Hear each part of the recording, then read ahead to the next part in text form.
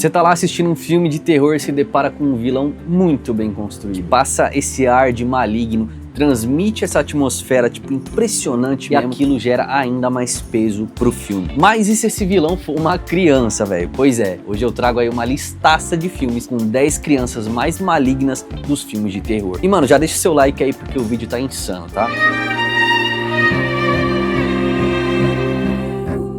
E aí, eu sou o Cauê e você tá no Filmologia. Como é que você tá? Tudo certo?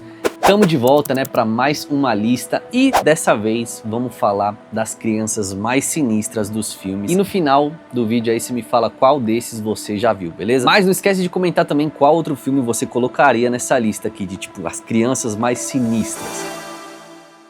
A Entidade. Já começando com um filmaço sinistro que eu gosto demais, inclusive eu já trouxe ele até aqui no canal como sendo o filme mais assustador de acordo com a própria ciência, pois é. Ellison Oswald, um escritor de true crime, se muda com a família para uma casa onde ocorreu um assassinato brutal. No sótão, ele encontra filmes caseiros em Super 8 que mostram famílias sendo mortas de formas muito perturbadoras. À medida que ele investiga, descobre uma entidade chamada Bagu que se alimenta das crianças e as manipula para assassinar as suas próprias famílias. Depois disso, as crianças desaparecem, mas antes elas fazem o terror com os familiares. E pois é, galera, o alvo aí do Bagu é a família, mas ele usa as crianças para cometer esses crimes. Então, as fitas caseiras ali desse filme são muito cruas, muito realistas e dão esse ar de coisa ruim. Principalmente depois que é revelado que foram todas feitas por crianças, finalizando os membros da própria família.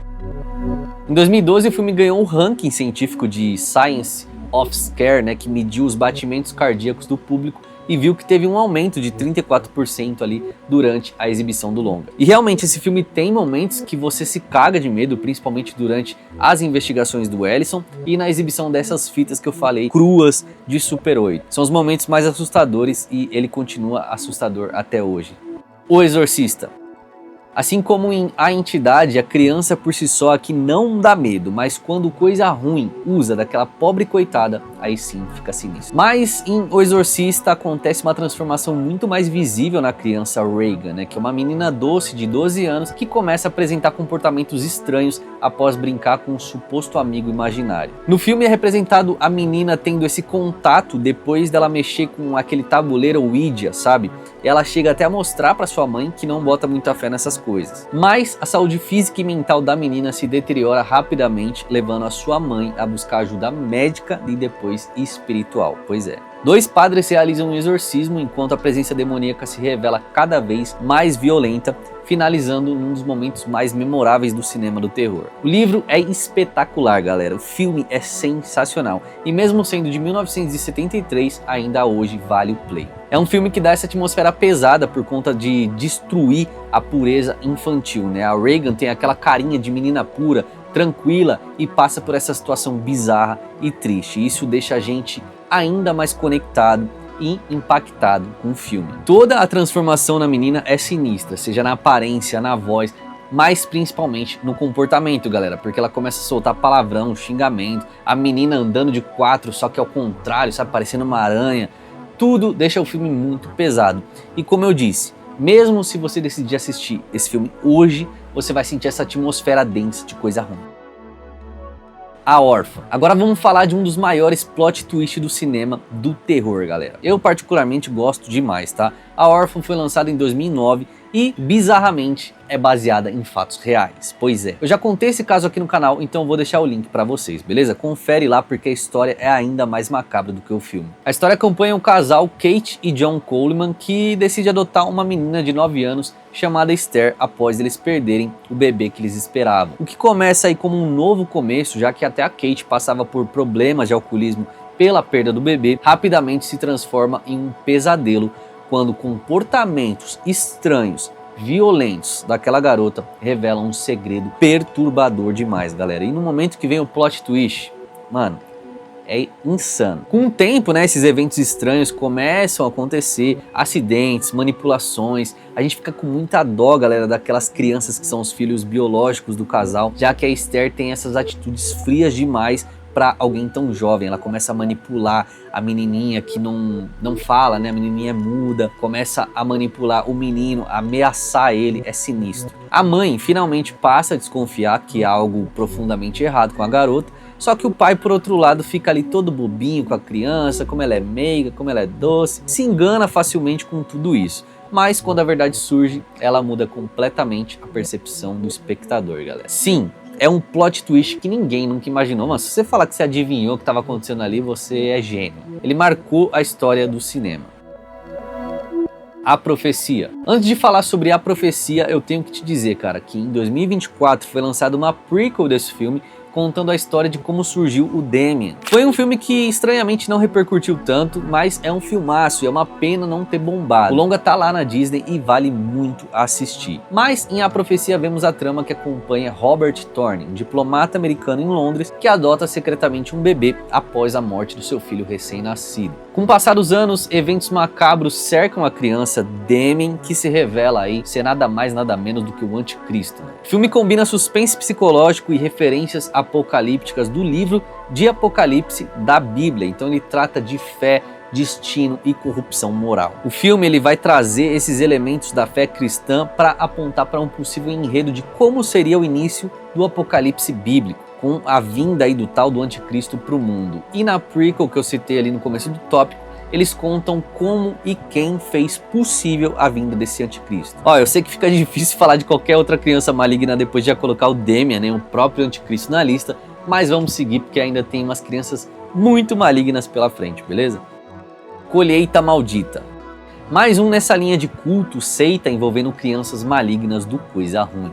Imagina você chegar numa cidade do interior para descansar ali com a sua esposa e se deparar com uma bizarrice dessas. Um casal de viajantes presencia um assassinato em uma estrada rural ali de Nebraska e segue até a cidade mais próxima, Gatlin, para buscar ajuda. Mas quando eles chegam lá no local, eles descobrem que tudo ali está sob o domínio de um culto de crianças liderado pelo pregador Isaac Kroner, que convenceu os jovens a sacrificarem todos os adultos para fertilizar as colheitas com sangue humano. Imagina esse Isaac em tempos de Discord e Roblox, o estrago que esse moleque não ia fazer através da manipulação. O casal passa então a lutar desesperadamente por sobrevivência e é um filme de terror de 1984 baseado no conto de Stephen King, e esse conto, galera, gerou vários outros filmes exatamente nessa mesma pegada, sem contar as continuações do filme que foram aí o total de 9, é um absurdo. Essa pegada de terror bizarro no interior é sempre muito bom. O Anjo Malvado. Tá, agora vamos para um clássico, beleza? Passava na TV direto e impactou demais aquela época. Foi lançado em 93 e nessa época o Macaulay Culkin era uma das caras aí das crianças do cinema. Já tinha visto ele em Esqueceram de Mim, Riquinho, mas essa versão aqui de O Anjo Malvado é realmente muito maligna. E aqui prova a qualidade de atuação do ator mirim, né? Porque o cara consegue ir para vários pontos ali diferentes. O filme acompanha Mark Evans, interpretado pelo Elijah Wood, que é um garoto que após perder a sua mãe é enviado para passar um tempo na casa dos seus tios no Maine, enquanto seu pai está a negócios lá em Tóquio. Lá ele se aproxima de seu primo Henry Evans, que é interpretado pelo Macaulay Culkin, que inicialmente aí parece ser um menino comum e até amigável. Mas o Mark começa a perceber o lado sombrio e perturbador do Henry. Ele vê o Henry fazendo coisas cruéis como matar um cachorro e causar até um acidente de trânsito em uma rodovia só por diversão. O Mark tenta alertar os adultos, incluindo até a mãe do Henry, a Susan. Só que assim, o garoto, ele é tão ardiloso, tão manipulador, que ele faz com que ninguém acredite no Mark e ele acaba sendo visto até como instável por conta do luto da mãe dele. A tensão vai aumentando muito, até que a gente vê aquela cena final, que é muito memorável, é muito dramática, em que a Susan é forçada a tomar uma decisão. E meus amigos, a situação é muito cabreira e vai envolver a vida desses dois primos. É impossível você assistir esse filme e não lembrar dessa cena final. Boa Noite Mamãe. Diferente do filme anterior, em Boa Noite Mamãe a gente vê dois irmãos e não dois primos, e esses irmãos gêmeos que vivem em uma casa isolada no campo estão à espera da sua mãe, que é recém-saída de uma cirurgia plástica e está com o rosto todo coberto por ataduras. Mas o comportamento frio e distante dessa mulher faz com que as crianças suspeitem de que ela possa aí não ser realmente a mãe deles, que tá ali debaixo daquelas ataduras, e sim uma outra mulher. Mas o filme vai elevando cada vez mais essa tensão psicológica, essa paranoia das crianças em relação à mãe, até chegar num ponto de uma tragédia inevitável. Depois do plot twist, você percebe que a história aborda essa paranoia se colocando no lugar de um trauma muito pesado, galera, que aquela família sofreu. O filme estreou em 2014, mas só chegou aqui no Brasil em 2016. Eu lembro que na época foi um filme interessantemente bizarro, mas que eu acabei pegando o plot twist bem mais cedo, assim, bem antes do filme acabar, e isso não gerou aquele efeito de cérebro explodindo, sabe, por ter estragado, digamos assim, a revelação. Em 2022 lançaram também um remake dele, mas eu não cheguei a assistir, e como em quase todos os casos, eu indico você assistir o original mesmo. A Cidade dos Amaldiçoados. Ambientado na pequena cidade costeira de Midwich, o filme começa com um misterioso evento que deixa todos os moradores inconscientes por várias horas. Meses depois, várias mulheres descobrem estar grávidas, pois é, dando luz aí a crianças loiras e com olhos luminosos e comportamento totalmente inquietante e bizarro. Mas como se não bastasse essa bizarrice, né? À medida que as crianças vão crescendo, elas demonstram poderes telepáticos e ausência de empatia, tornando-se uma ameaça mortal para os habitantes locais. O filme é dirigido pelo John Carpenter e mistura suspense psicológico com elementos sobrenaturais. É um remake do clássico dos anos 60, baseado no romance The Midwich Cuckoos, que provavelmente aí não é um dos filmes mais aclamados do John Carpenter, mas crianças bizarras com poderes telepáticos sem empatia nenhuma vale entrar na lista. Caso 39. Talvez um dos filmes de terror mais apagados do fim dos anos 2000. Ele foi lançado em 2009 e nessa época foi lançado, Evocando Espíritos, Zumbilândia, A Órfã. E eu tenho essa impressão de que ele foi muito apagado justamente por conta de A Órfã. Já que em Caso 39 a gente vê uma outra menininha sendo adotada como plot do filme. A assistente social Emily Jenkins conhece Lilith Sullivan, uma menina de 10 anos cujos pais tentaram assassiná-la. A Emily decide acolher a criança, adotar, mas logo descobre que forças malignas a cercam. Mano, olha o nome da menina, né? Já começa por aí. Só que digamos que, diferente de A Órfã, a tal Lilith é muito mais sinistra. Eu acho, mano, esse filme bem massa, o desfecho é muito interessante para um filme de terror, e eu não vou reassistir para não estragar a memória afetiva, mas tá aí mais uma menininha sinistra. O Chamado.